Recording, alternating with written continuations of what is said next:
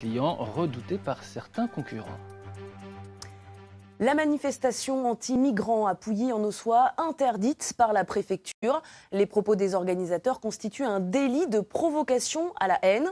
Malgré cette interdiction, le groupuscule d'extrême droite veut maintenir la tenue du rassemblement prévu ce samedi. Maxime Baïs et Damien Rabézen. La décision a été annoncée ce matin aux médias. Dans ce communiqué, la préfecture de Côte-d'Or signifie au Parti de la France son intention d'interdire la manifestation de samedi à Pouilly en Auxois.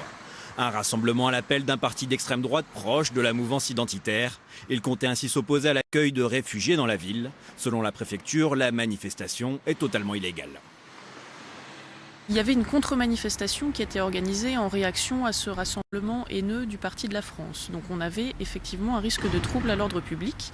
Mais vraiment le motif principal de cette interdiction, c'est que le mot d'ordre de cette manifestation, qui est de mettre les clandestins dehors, je cite, c'est vraiment constitutif d'un délit tout simplement. Provocation à la haine et à la discrimination. La Ligue des droits de l'homme, une des associations à l'origine de la procédure, est sur la même ligne. Pour elle, aucun doute sur le caractère du rassemblement. La liberté d'expression, elle existe, heureusement, et elle a aussi certaines limites. Et l'appel à la haine, dont la haine raciale, la calomnie caractérisée, ça dépasse la liberté d'expression. Un début de victoire pour les opposants. Le comité de soutien aux réfugiés qui organisait une contre-manifestation a annoncé sur sa page Facebook sa volonté d'annuler l'événement. Pourtant, le Parti de la France ne compte pas en rester là, même si la décision de porter l'affaire devant le tribunal administratif n'est pas encore prise. On ne s'écrasera jamais devant l'État, on ne s'écrasera jamais devant la moindre décision de nous faire taire.